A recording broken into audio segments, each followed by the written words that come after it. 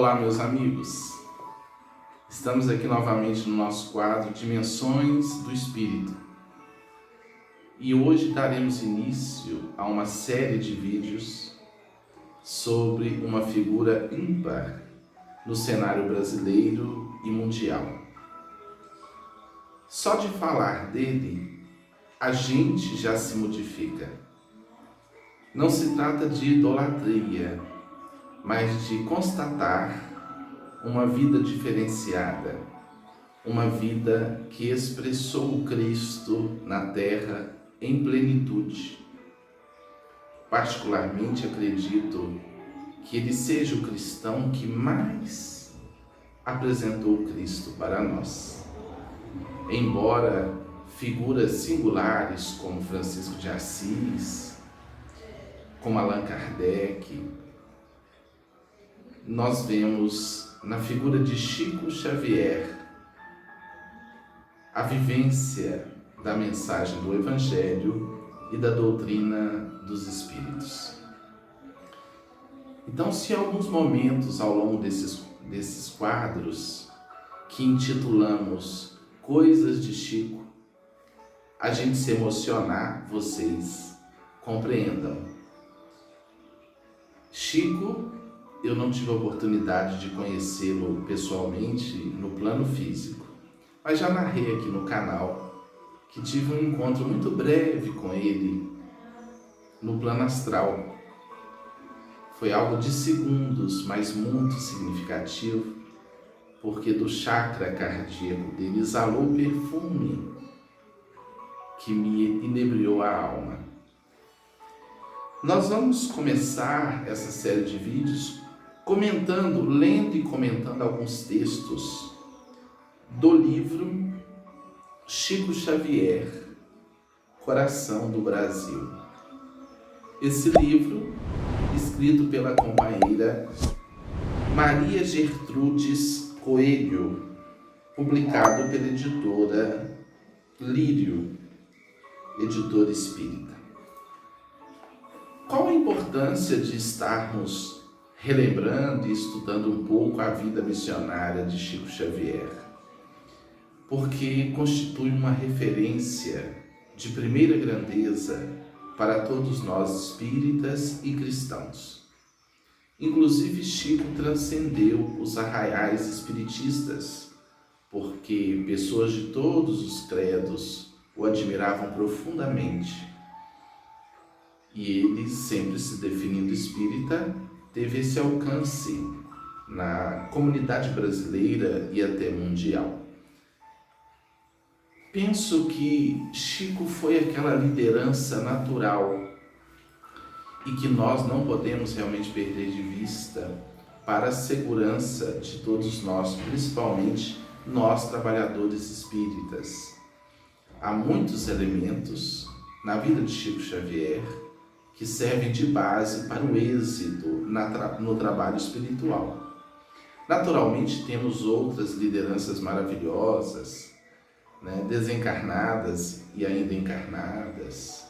Vemos figuras como Eurípides Barçanufo, Bezerra de Menezes, Dona Isabel Salomão, ainda encarnada, Divaldo Pereira Franco, Carlos Bacelli.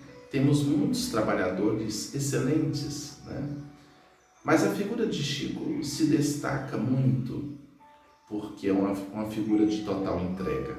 Não que tenhamos que viver como Chico de uma forma, porque muitas vezes a gente pode forçar uma coisa que a gente ainda não é. Aí fica feio, fica pedante.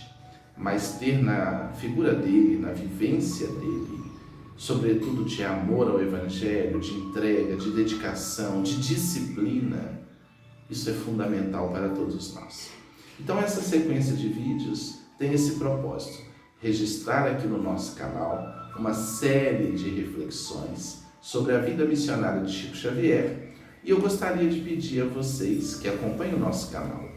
Primeiro, dê aí o like, siga o canal se você ainda não segue, eu vou estar lembrando isso em todos os vídeos, e deixe algum comentário sobre o que nós considerarmos ou o que você pensa de Chico Xavier, ou o significado dele em sua vida, ou algum livro que você tenha lido, psicografado por ele, porque é importante que os comentários existam para o vídeo ter maior alcance no YouTube. Ok? Então, vamos começar. Vamos iniciar nesse primeiro vídeo com um texto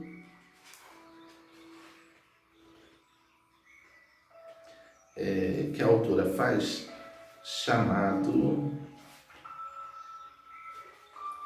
Uma Nesga Apenas. As conversas e fatos aqui narrados são frutos de nossas esporádicas visitas a Chico Xavier em Uberaba.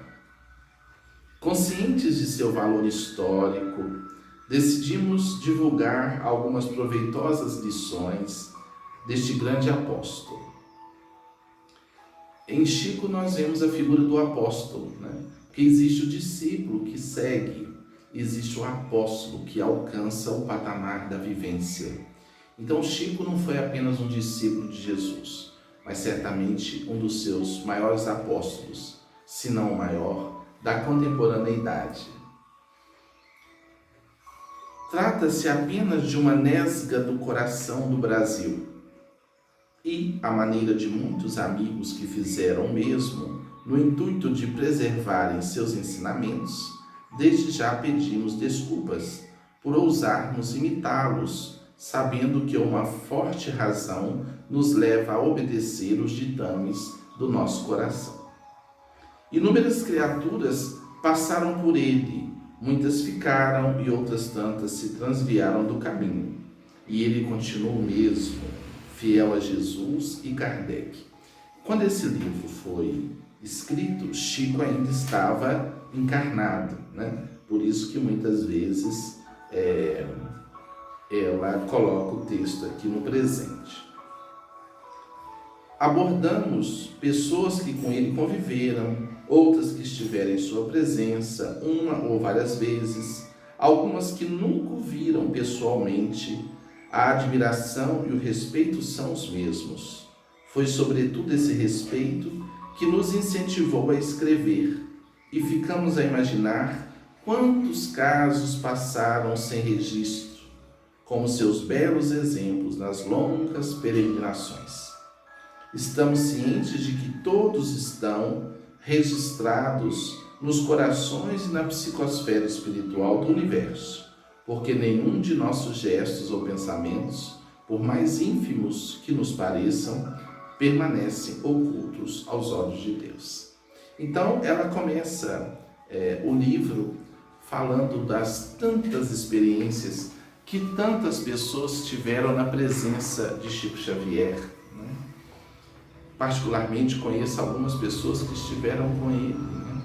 Uma amiga narrou-me que certa vez estando em Uberaba, quando ele chegou, que ele desceu do carro, algumas pessoas chegaram a se ajoelhar e ele, repetindo a fala do apóstolo Pedro, dizia: levanta, eu sou teu irmão, levanta, eu sou teu irmão, e abraçava as pessoas. Então, que homem foi esse?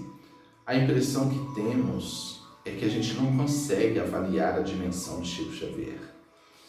Os estudiosos, os biógrafos afirmam que desde quando ele começou a psicografar, muito jovem ainda, contabilizando o total de seus livros, cerca de 500 obras de vários espíritos através dele, daria um livro a cada 2 meses. Vocês imaginem, né? Lógico que há livros menores de mensagens, mas há romances muito grandes, espessos, né? Obras literárias de uma riqueza impressionante, obras doutrinárias extremamente profundas, como a série de André Luiz, A Vida no Mundo Espiritual, os romances de Emmanuel, né? Que a gente pode colocar ao lado da literatura de um William Shakespeare, de Victor Hugo, e que está ali no mesmo patamar, naturalmente, moralmente acima desses autores, porque o conteúdo do Evangelho está presente em toda a obra, né?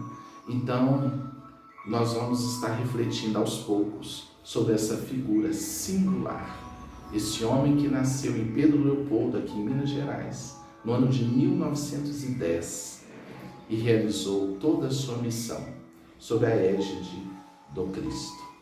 Ok? Acompanhe aí os nossos vídeos e vai deixando os seus comentários.